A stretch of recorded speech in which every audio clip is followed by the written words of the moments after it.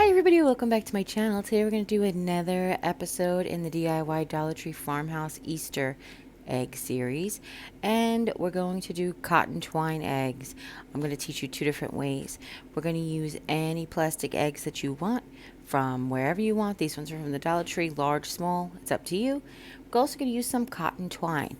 This cotton twine is from the Dollar Tree in the hardware section, but you can get any cotton twine you want. We're also going to use our gluing device as well as our cutting device, and then of course any embellishments that you want to add to make it special to you. So the first thing we're going to do, very similar to the jute eggs, but I will tell you that cotton is sort of the opposite, and I'll tell you in a second. We're going to start off with a tiny dot of hot glue at the top, and then we're going to wrap, and as we wrap we're going to add glue as we need to basically go around and around. And this one actually goes because this one goes easier, is what I was about to say. Because the cotton is gentler to move, silkier to move, more flexible perhaps.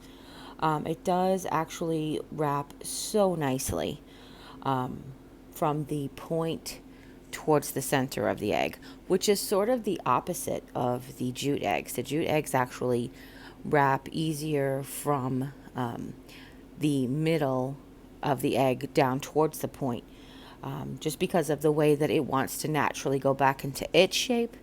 The cotton twine really likes to hold, it really likes to hold in place, hug itself, I guess is what I'm trying to say. Now for this first egg, we're going to go from the tip to tip. This is not how I recommend it, but I wanted to show it to you, to show you what the downfalls are.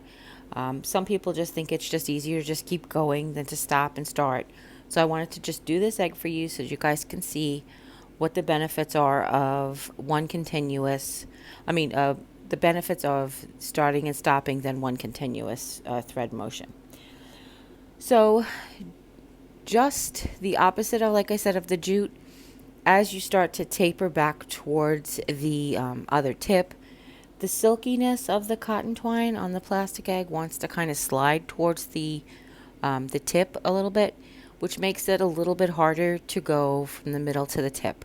So that's why I prefer, and you'll see the second egg as we do, to go from the tip down to the center. Because this is also more, you're more manipulative, I guess you could say. Not manipulative, yeah. It tells you what to do.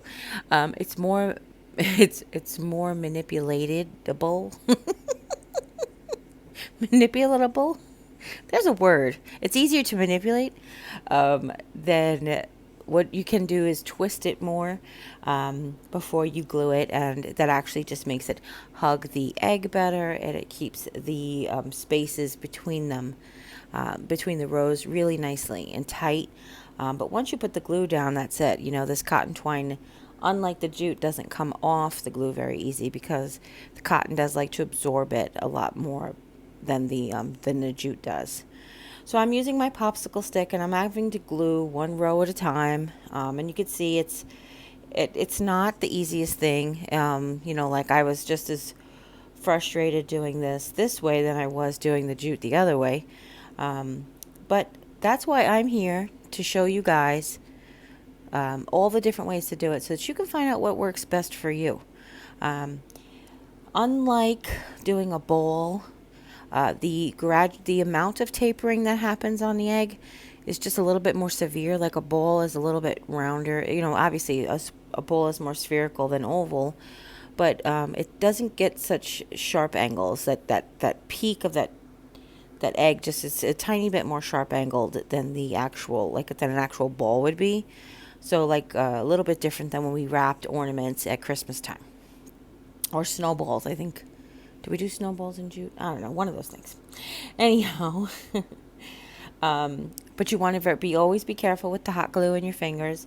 If this is your first video of mine that you've ever watched, hi, my name is Jeri-Ann. We have lots of videos and tutorials here, but we always try to encourage individuality as well. So I just like to teach you tips and techniques, things to do and not do, so that you can make things that are your very, very own. But we also practice safety here, so please be careful. If you're using a high temp glue or a multi-temp glue gun, then you want to be careful that the glue could be too hot. But if you're using low temp, obviously that's not an issue. You just have to work a little bit faster. So for this one, I am just going to take a piece of this beautiful scrap check. It's gingham, black and white gingham. If you've never been around before, this one is $1.97 a yard at Walmart. I bought 2 yards back in the autumn, and I'm still working on it. I'm just going to take the scraps and I'm going to tie it in a knot around it, and then I'm going to one of the tails that falls naturally towards the round end of the egg. I'm going to glue the other one down, so it almost looks like a pretty little tie there, like almost like a tie, a bolero tie. And for the second one, we are going to do this much easier. We are going to go from end to middle, end to middle. And this is my favorite way to do it. I will tell you, however, I made a mistake in this one too. But we'll get to that and I'll show you there in a bit. So if you could see here, I really got cocky, might be the word. I didn't really glue enough, I'll tell you, because it was going on so smoothly and it did seem to be holding very well until I went to go wrap stuff around it. But we'll get to that in a minute. Right? It wasn't so much an issue for the bottom half of the egg because it is a lot less rows. The bottom of these plastic eggs is shorter. The bottom half is shorter than the top half. So it wasn't such an issue for the bottom. Plus I glued a little bit more on the bottom. I went every couple of twists and I added some glue on a row. So you just do that. And you'll see it actually wraps so very nicely. I really feel like if I was going to make any one of these eggs that I've done, or we will be doing in the series, if I was going to make a dozen of any of them, this one would be my favorite.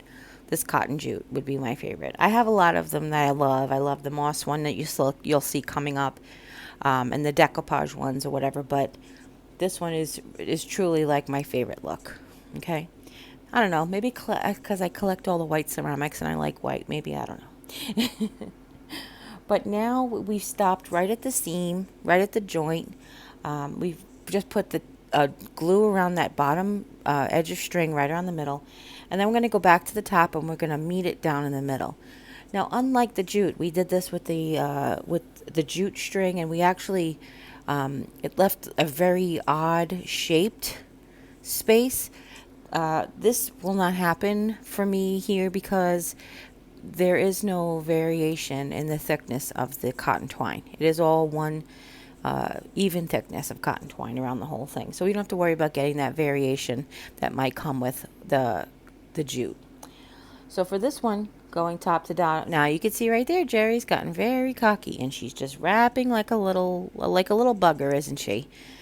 And I am going to glue this last row down. However, I should have added much more glue along the way, because as I start to tie stuff on, my rows want to I pushed my rows off basically. So what I'm going to suggest to you is do that, wrap it around a lot. It's easy, but just add more glue along the way to hold your layers in place. Okay.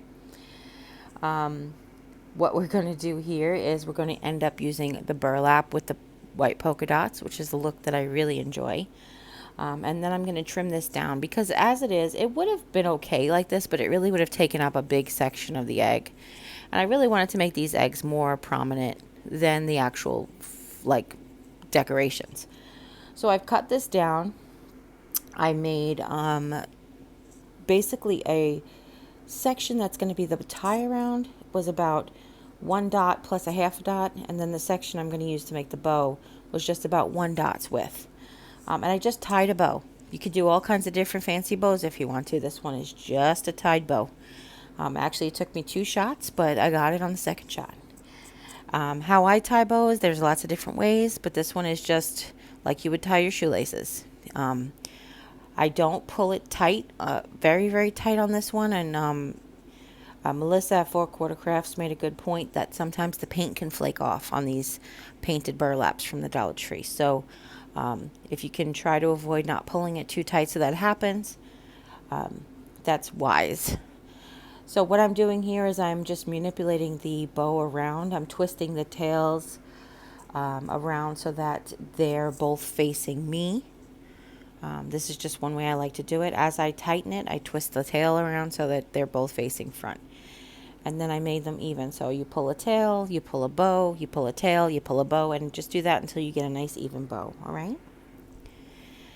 And once you have that, you want to trim your tails basically the same, whether you're going to make them dog-eared or, oh, this is me giving it a haircut, whether you're going to make them dog-eared or dovetailed or however you want to do it, you just go ahead and do that the same. I'm just going to make these ones on an angle straight across. Okay. And now this is where I messed up, so learn from me.